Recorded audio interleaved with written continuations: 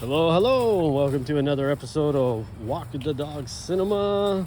I hope you all been having a good one in life. And here we are, Roca. We're celebrating her third birthday, and this is her birthday walk. So everyone say happy birthday to the Roca-roo. She's been a wonderful addition for the last few years I've had her, and we're just gonna enjoy the nice weather out here and talk a little bit of movies as we're walking along. I don't know if I can get Roca to look at me here as she gets more than excited. And we got the green parrots out today, roaming around the neighborhood. And yeah, so let's hope everything goes well. And we're gonna talk about Companion, horror movie that was made this year. I wouldn't really call it a horror movie. Kind of an interesting Stepford Wives kind of flick. So that's what we're going to talk about.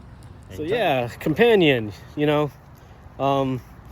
pretty good movie. I kind of enjoyed it. It's by the makers of, if you've ever seen Barbarian, which is kind of an interesting horror movie with Justin Long. And I kind of enjoyed that one. Got a little bit crazy at the end there, and it gets a little bit out there, just kind of like this one did.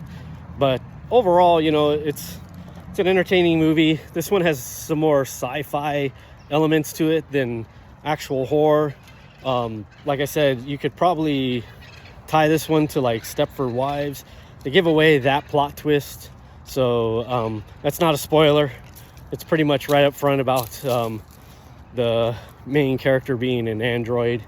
And I'm not going to get into the other plot twists that happened with it. I kind of liked where it went with those plot twists. They're not like earth-shaking or anything, but they do add an element to the movie that makes it quite enjoyable and interesting. And overall, I enjoyed it. I wouldn't say it's inherently scary. It has some interesting sci-fi concepts to it. Moves right along. I think the lead actress does a really nice performance. And it has Guillermo from What We Do in the Shadows. He kind of plays his stereotyped role now. So that character's mileage may vary depending upon if you like that actor and kind of the stuff he has been doing as of late. It's pretty much the same character and everything now, which is kind of an interesting thing, but it works here. And it is a major plot point on a certain level with his character. But I like all the flips on who the villains are, and I kind of like the concept of what the movie means. The actual title of the movie means a lot. And again, like I said, it's got these Stepford Wives vibes that are kind of flipped on their head. I'm trying to stay away from super spoilers here, so this might be a short one because there isn't a ton to talk about in that sense. But I do really enjoy the set pieces on that level. There's some pretty interesting like gore elements within it. And that's where kind of the horror element comes into. It's kind of like this murder whodunit thing, without the whodunit, but it is a murder mystery kind of vibe to it, with some slasher elements to some degree. But like I said, it kind of takes all that and flips it on its head with the Stepford Wives and kind of plays within the elements. What kind of takes it down a notch for me is like a lot of movies that deal with robots and androids and AI. They play it in a certain element that I just don't buy into. And what are those elements? Well, first and foremost, I get that we've explored in art, books, movies, can androids have feelings? Can robots have feelings? Can, they have a soul? And I'm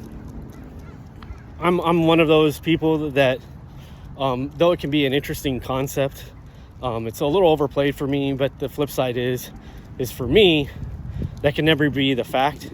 You can't program a computer with soul. Because at the end of the day, from a logical standpoint, for me, it's just something that I can just never buy into. Yes, they can act like they have feelings, they can act human, they can have all those human emotions, and they can process things within their computer brain, but there's a distinction between humans and robots, no matter how, because they're programmed to do that. And so though they feed off of memories and things like that, there's a distinct element that we are not robots, okay? And we are not programmed per se within how we feel and how we react to things. We learn from our neural synapses, with pain and things like that. But in all actuality, most people, no matter what, growing up, if you touch fire, it's going to burn. Robot has to be programmed, and it has to learn from that programming in that regard, where our learned response is from the pain in and of itself, but the pain isn't a learned response, which is the case with AI and robots and things like that.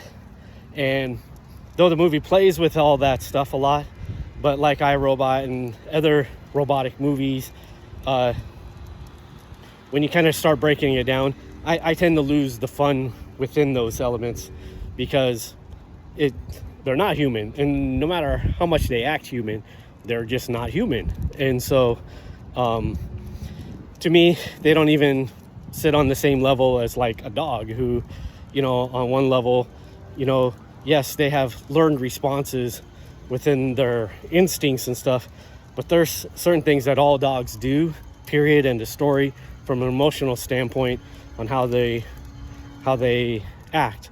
They're all companion based, and that may be instinctual, but their love for you is processed from a living creature, and they can understand and not love things if they're beaten, tortured, and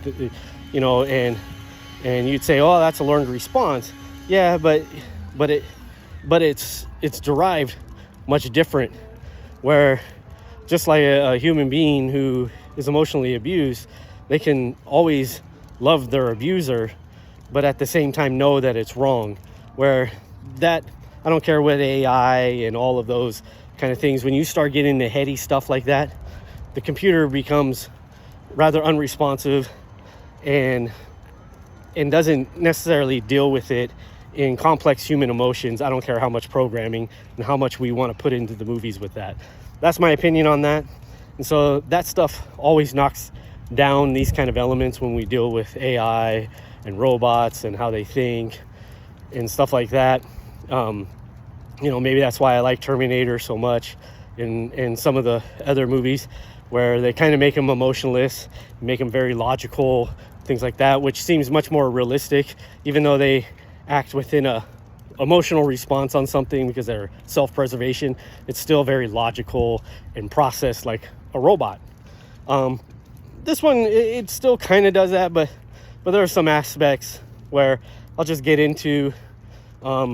It does reference like the feminism movement in one sense for the lead actress, but the flip side is, like I said, it's you're letting know within 10 minutes of the movie that she's a robot. She's designed for a specific purpose, and yes, she has emotions, but those emotions are programmed.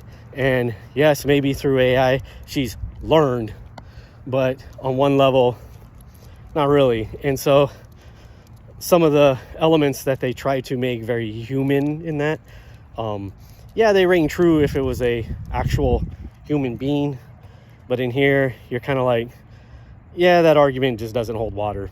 I'll let you see it for yourself. If you disagree with me, let me know in the comments, but that's just my response to it on that level. And then the other factor that I'll get to, it's not a minute for you, but there's an edit there, and the joys of walking a dog. But like I said, those elements kind of ring a little untrue for me.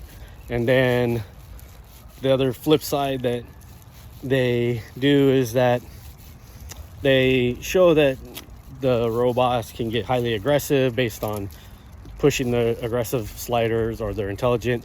And there's an aspect in the movie that I will discuss, so this is a really, I mean, I wouldn't call it a spoiler, but lead actress gets a hold of her device that controls her, and she shuts off some security parameters and ramps up her intelligence to 100%, which means that she should be outsmarting everybody. And she kind of acts like the final girl in a slasher film. And so